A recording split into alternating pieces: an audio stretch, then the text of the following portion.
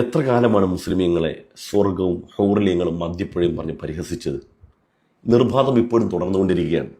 അതായത് ഇസ്ലാം എന്ന് പറഞ്ഞാൽ ഈ സ്വർഗമാണ്, ഈ മദ്യപ്പുഴയാണ്, ഈ ഹൗറിലിയങ്ങളാണ്, അതിനപ്പുറത്തേക്ക് ഒന്നുമില്ല എന്ന തരത്തിൽ അവനവൻ്റെ സ്വന്തം മഹത്തായ ദർശനങ്ങൾ പഠിപ്പിക്കുന്നതിനേക്കാൾ ഊർജ്ജസ്വലത ഇസ്ലാമിനെ ഈ രൂപത്തിലേക്ക് വൾഗറായി ചിത്രീകരിക്കുന്നതിൽ പല ആളുകളും ശ്രമിച്ചുകൊണ്ടിരുന്നു. അതിൻ്റെ രസകരമായൊരു വെർഷൻ പുതിയത് വന്നിട്ടുണ്ട്. അത് കാണണം. ശേഷം ഹൈന്ദവ സനാതന ധർമ്മത്തിലുള്ള സ്വർഗത്തെക്കുറിച്ച് സവിസ്തരം ബഹുമാനപ്പെട്ട ചിദാനന്ദപുര സ്വാമി വിശദീകരിക്കുന്നത് നമുക്ക് കാണാം. ഇത് വലിയൊരു പഠന വിഷയമായതുകൊണ്ടാണ് ഞാൻ ഈ വിഷയം ചർച്ച ചെയ്യുന്നത്. നിങ്ങൾക്ക് 72 വേശ്യമാരെ കിട്ടുമെന്ന് നിങ്ങൾക്ക് സ്വപ്നം കാണാം. 72 വേശ്യമാർ അവർ ഉദ്ദേശിക്കുന്നത് വെച്ചാൽ 72 ഹോറിമാരെ ഉദ്ദേശിക്കുന്നത്. അത് കിട്ടുമെന്ന് നിങ്ങൾക്ക് സ്വപ്നം കാണാം. 10% കൊടുത്താൽ സ്വർഗം. അതെന്താ പറയുന്നത് മനസ്സിലായില്ല, എന്തിനു വേണ്ടി പറഞ്ഞെന്ന് അറിയത്തില്ല. എന്തായിരുന്നാലും മുസ്ലിം സമ്പാദിക്കുന്നതിൻ്റെ 2.5% അവൻ നിർബന്ധമായിട്ടും ദാനം ചെയ്യണം, എങ്കിൽ മാത്രമേ അവൻ്റെ സമ്പത്ത് സംശുദ്ധമാവുകയുള്ളൂ. അതുകൊണ്ട് കിട്ടുന്ന ഓഫറുകളെക്കുറിച്ചും അദ്ദേഹം പരിഹസിച്ച് പറയണം. ഓക്കെ, ശരി. ഇനി ഞാൻ നേരത്തെ പറഞ്ഞ വിഷയത്തിലേക്ക് തന്നെ വരികയാണ്. ഇസ്ലാം എന്ന് പറഞ്ഞാൽ ഇസ്ലാമിൻ്റെ കൺസെപ്റ്റിൽ മാത്രമാണ് സ്വർഗം, ഹൗറിലിയങ്ങൾ, മദ്യപ്പുഴ ഇതൊക്കെ ഉള്ളതെന്നാണ് ഇക്കാലം അത്രയും പരിഹസിച്ചും കളിയാക്കി നടന്നത്. എന്തുകൊണ്ടാണ് ആ സമൂഹം, ഇപ്പം നമ്മുടെ 82% ഹൈന്ദവ സഹോദരങ്ങൾക്ക് അവരുടെ വേദത്തെക്കുറിച്ച് ആഴത്തിലുള്ള പഠനമില്ലാതിരുന്നതും എന്താണ് ആ ദർശനം പറയുന്നതെന്ന് പോലും കൃത്യമായി അറിയാതിരുന്നതിൻ്റെ പ്രധാനപ്പെട്ട കാരണം ആചാര്യന്മാരെന്ന് വിളിക്കുന്നവർക്ക് പോലും കൃത്യമായി സനാതനധർമ്മം എന്താണെന്ന് അറിയില്ല. ഞാൻ പലപ്പോഴും സനാതനധർമ്മത്തെ നിർവചിച്ച് ഞാൻ പറഞ്ഞിട്ടുണ്ട്.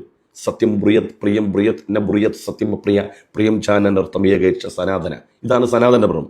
ഇനി സ്വർഗത്തെക്കുറിച്ച് ഹൈന്ദവ ദർശനത്തിൽ എന്താണ് പറയുന്നത്? സവിസ്തരം ബഹുമാനപ്പെട്ട ചിദാനന്ദപുര സ്വാമി എനിക്ക് വളരെയേറെ ഇഷ്ടമുള്ള ഒരാളാണ്. അദ്ദേഹം പറയുന്നത് നമുക്ക് ഒന്ന് സാഗൂതം വീക്ഷിക്കാം. മുസ്ലിങ്ങളും ക്രിസ്ത്യാനികളും ഹിന്ദുക്കളും അതുപോലെ മറ്റു പല ധർമ്മങ്ങളിലും സ്വർഗമുണ്ട്. സ്വാമിജിയുടെ അഭിപ്രായത്തിൽ സ്വർഗം ഉണ്ടെന്നാണോ അതോ ഇല്ലെന്നാണോ? സ്വർഗത്തെ കുറിച്ച് പറയാൻ എനിക്ക് അറിയില്ല. പക്ഷെ ഒന്നറിയാം, സ്വർഗത്തെ കുറിച്ചുള്ള വർണ്ണന ഹൈന്ദവ പുരാണങ്ങളിൽ നിറയുണ്ട്. ഈ പുരാണങ്ങളിലൊക്കെ നിറയുണ്ടായിട്ട് പോലും അതിൻ്റെ ഒരു അല്പം, ഒരു പൊടി പോലും ഈ പറയപ്പെട്ട സമൂഹങ്ങൾക്ക് അറിയാതിരുന്നിട്ടാണ്, അല്ലെങ്കിൽ അവർ അറിയാത്തതിൻ്റെ പേരിലാണ് മറ്റ് സമൂഹങ്ങളെ ഇക്കാലം അത്രയും പരിഹസിച്ചത്. അവർ പൂർണ്ണാർത്ഥത്തിൽ വിചാരിച്ചത് സ്വർഗത്തെക്കുറിച്ചുള്ള കാഴ്ചപ്പാടും അല്ലെ സ്വർഗത്തെക്കുറിച്ചുള്ള കൺസെപ്റ്റും അത് അവരുടെ മനസ്സിൻ്റെ പരുവത്തിനനുസരിച്ച് മിഥ്യയാകട്ടെ സത്യമാകട്ടെ എന്തോ ആയിക്കോട്ടെ, അങ്ങനെ നമ്മുടെ ദർശനത്തിൽ ഉണ്ടോ ഇല്ലേ എന്നെങ്കിലും ഒന്ന് പരിശോധിക്കാതെ മറ്റ് സമൂഹങ്ങളെ കളിയാക്കി പരിഹസിച്ച് കാലം അത്രയും നടന്നു. പക്ഷേ ഇപ്പോൾ അവരും പറയേണ്ടി വന്ന ഒരു സാഹചര്യത്തെക്കുറിച്ച് നിങ്ങൾ ഓർമ്മപ്പെടുത്തുകയാണ്. പലതരം സ്വർഗങ്ങളുണ്ട്. ഒരു ജാതി സ്വർഗമൊന്നുമല്ല. ഹിന്ദുക്കള് സമ്പന്നന്മാരാണ്. മുസ്ലിങ്ങളെ അപേക്ഷിച്ച് നോക്കുകയാണെങ്കിൽ ഹൈന്ദവ സഹോദരങ്ങൾ വളരെ സമ്പന്നരാണ്. സ്വർഗത്തിന്റെ അനുരാഗത്തിന്റെ വിഷയത്തിൽ നിങ്ങൾ സമ്പന്നരാണ്. എന്തൊക്കെ ഉണ്ടെന്ന് കേട്ടോ. ജാതി സ്വർഗങ്ങളാ. എന്തൊക്കെയാ അവിടെ തിന്നാനും കുടിക്കാനും അറിയോ വർണ്ണിച്ചിട്ടുള്ളത്? എന്തൊക്കെയാണ്? കുന്ന് പോലെ ചോറ്, കുത്തരിയുടെ ചോറ് കുന്നോളം. കുത്തരിയുടെ അത് തിന്നാ ചോറ് പോലും വരത്തില്ല, അങ്ങനത്തെ ചോറ കുന്നോളം ഉണ്ടെന്നാ പറയുന്നത്. പലതരം അപ്പങ്ങള്, പലഹാരങ്ങള്, കറികള്, ഉപ്പേരികള്, സൂപ്പുകൾ, അത് ഇത്. പക്ഷേ പിന്നെന്താ സ്വാമി ഒരു പക്ഷേ? അവിടെ വിശപ്പും ദാഹവും ഉണ്ടാകില്ല. വിശുദ്ധമായ ഖുർആനിലെ 20-ാമത്തെ അധ്യായം സൂറത്ത് ത്വാഹയുടെ 118-ാമത്തെ വചനം ഇന്നലക അല്ലാ തജൂഅ ഫീഹ വലാ തഅറ. സ്വർഗീയ നിവാസികൾക്ക് വിശപ്പുമില്ല ദാഹമില്ല എന്ന് പറയുന്നുണ്ട്. അത് അങ്ങനെ തന്നെ ബഹുമാനപ്പെട്ട ചിദാനന്ദപുര സ്വാമി വേദം എന്താണോ നിർവചിക്കുന്നത് അതിന് കൃത്യമായിട്ട് പറഞ്ഞു. ഓക്കെ അല്ലേ? ഹിന്ദുക്കളുടെ സ്വർഗത്തില് ഈ ഇവരുണ്ടത്രേ, ഗന്ധർവന്മാര് പാട്ടുപാടാൻ, ഹൂറന്മാര് അപ്സരസുകൾ ഉണ്ടത്രേ, നൃത്തം, ഹൂറിലിയങ്ങൾ, ഹൂറും മഖ്സൂറാത്തും ഫിൽ ഖിയാം, ഹൂറും മഖ്സൂറാത്ത്, സൂറത്തുർ റഹ്മാൻ, ലം യത്മിസുഹുന്ന ഇൻസും ഖബ്ലഹും വലാ ജാൻ. തരുണീമണികളായ സ്ത്രീകൾ ഉണ്ടെന്ന് ബഹുമാനപ്പെട്ട ചിദാനന്ദപുര സ്വാമി പറഞ്ഞിട്ടുണ്ട്. ഒരു സുഖയത്തി എനിക്കറിയില്ല കേട്ടോ, വർണ്ണന വായിച്ചതായി പറയണത്. ഇതൊക്കെ ഇപ്പൊ ഇവിടെ തന്നെ ഇല്ലേ? പിന്നെ അവിടെ പോണത് കാണാൻ ഇതൊരു ചോദ്യമാണ്. ഇത് ബഹുമാനപ്പെട്ട ആക്ടർ സലിം കുമാർ സാറിനുള്ള മറുപടിയാണ്. ഇതൊക്കെ ഇവിടെ തന്നെ ഇല്ലേ?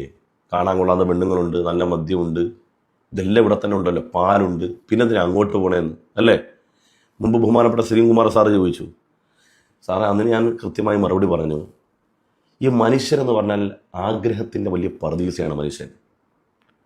ഇപ്പം ഇവിടെ പല ആളുകളും കള്ളു കുടിക്കുന്നു, പെണ്ണ് പിടിക്കുന്നു, മനുഷ്യനെ ദ്രോഹിക്കുന്നു, മോഷണം നടത്തുന്നു. ഇതൊന്നും നടത്താതെ ഞാനിവിടെ ജീവിക്കുന്നതിന് എനിക്ക് കിട്ടുന്ന പ്രതിഫലമാണ് ഒരു കുപ്പിപ്പാൽ. ഒരു കുപ്പിപ്പാലിനാണെങ്കിൽ ഇവിടുത്തെ അമ്മിണി ചേച്ചിയൊക്കെ പറഞ്ഞാൽ അമ്മിണി ചേച്ചി പാൽ കൊണ്ട് തരത്തില്ലേ? ഞാൻ ഇതെല്ലാം ത്യജിച്ച് കഴിയുമ്പോൾ എൻ്റെ ആഗ്രഹത്തിൻ്റെ പാരമ്യത്തിന് എനിക്ക് തരണം. ഞാൻ കണ്ണൊഴിവാക്കി പാല് കുടിക്കുമ്പം അത് ത്യജിച്ചതിൻ്റെ പേരിൽ എനിക്ക് എൻ്റെ ആഗ്രഹത്തിൻ്റെ അപ്പുറം എനിക്ക് തരണം. ഒരു കുപ്പിപ്പാലിനാണെങ്കിൽ പിന്നെ ഇവിടുന്ന് തന്നെ ചെയ്തൂടെ? അപ്പോൾ ഇവിടുന്ന് പെണ്ണും പിടിക്കാം, കള്ളും കുടിക്കാം, പാലും കുടിക്കാം. അതുപോലെ അല്ല, ഞാൻ കഷ്ടപ്പെട്ട് അധ്വാനിക്കുന്നതിൻ്റെ 2.5% ഞാൻ ഒരു കാര്യമില്ലാതെ മറ്റൊരാൾക്ക് കൊടുക്കുകയാണ്, ദാനം ചെയ്യുകയാണ്. അപ്പോൾ എനിക്ക് അതിനനുസരിച്ചുള്ള പ്രതിഫലം കിട്ടണ്ടേ? അതും എൻ്റെ ആഗ്രഹത്തിനപ്പുറം. ഒരു ഗ്ലാസ് തേനോ ഒരു ഗ്ലാസ് പാലോ തരുന്നുണ്ട് എന്തർത്ഥമുള്ളൂ? അപ്പൊ വിഷയത്തിലേക്ക് നമുക്ക് പോവാം. ഏതായാലും ഉണ്ട്, സ്വർഗമുണ്ട്, ഇല്ല, നരകമുണ്ട്. നരകം പല ജാതിയുണ്ട്, 10, 24, 28 നരകമുണ്ട്. എത്ര നരകമാണ്? 10, 28 നരകമുണ്ടെന്നാ പറയുന്നത്. ഹിന്ദുക്കൾക്ക് ഒരു നരകമല്ല. അതിൽ ഈ ഊരിപ്പിടിച്ച വാളിന്റെ നടുവിലൂടെ നടക്കണ നരകമൊക്കെ ഉണ്ട്. അസിപത്ര കാനനം അതുണ്ട്. അത് തമാശ പറയല്ല, മുഴുവൻ അസിപത്ര കാനനം. ഈ നിവർത്തി വെച്ച വാള് അങ്ങോട്ടും ഇങ്ങോട്ടും തലങ്ങം വലുത്, അതിൻ്റെ ഉള്ളിൽ കൂടെ നമ്മൾ ഓടിക്കുക, തലമുടിയുടെ മുകളിൽ കൂടെ ഓടിക്കുക, അടിയില് തിളച്ച കഫം പിത്തം ഒക്കെ ആയിട്ട് നമ്മള് മദർസക്കാലം പോലെ പഠിപ്പിച്ചെടുക്കും. ഒരു മുടി 7 കീറിയിട്ട് നേരിയ പാലം കെട്ടിയിട്ട് അതിൽ കൂടി നടത്തിയിട്ട് പറഞ്ഞില്ലേ, നേരിയ പാലത്തിലൂടെ നടത്തുമെന്നാണ്. എവിടെങ്കിലും വല്ല വ്യത്യാസവും കാണുന്നുണ്ടോ എൻ്റെ പ്രിയപ്പെട്ടവരെ? പിന്നെ അതിൻ്റെ ഉള്ളിൽ കൂടെ നീന്തിക്കുക, കുടിപ്പിക്കുക, എന്തൊക്കെയാ ഭഗവാനെ, വയ്യ ഇങ്ങനെയൊക്കെ ഉണ്ട്. ഇതൊക്കെ കേട്ടല്ലോ അല്ലേ? എന്നിട്ടും ഒരു സ്വാമി വന്നിട്ട് വീണ്ടും പൊലമ്പുന്ന എന്താണെന്ന് നോക്കിയേ. ജന്മത്തിൽ മോശം വേണോ അതോ 72 വേശ്യകന്മാരോട് കിടക്കണോ എന്ന് അത് മനസ്സിലാക്കണം. തിരിച്ചു വരിക. എന്റെ മിത്രങ്ങളല്ലേ നിങ്ങൾ തിരിച്ചു വരണം. വരാം. ഇപ്പൊ പറഞ്ഞത് കുറച്ച് കഴിഞ്ഞിട്ട് വന്നാൽ മതിയാ. എൻ്റെ പൊന്നാറ സ്വാമി ചിദാനന്ദപുര സ്വാമി പറഞ്ഞത്, നിങ്ങൾ ആ പറഞ്ഞ സാധനമൊക്കെ ഇവിടെ ഉണ്ടെന്നാ പറഞ്ഞത്, നമ്മുടെ വേദത്തിലുണ്ടെന്നാ പറഞ്ഞത്. ഇനി എങ്ങോട്ട് വരാൻ? ഇവിടെ തന്നെ ഇന്നാ പോരെ? ഇവിടെ ഇന്നാലും കിട്ടും, അവിടെ ഇന്നാലും കിട്ടുമെന്നാ ഇപ്പൊ പറഞ്ഞത്. എന്ത് കഷ്ടമാണ് പൊന്നാറ സ്വാമിയെ.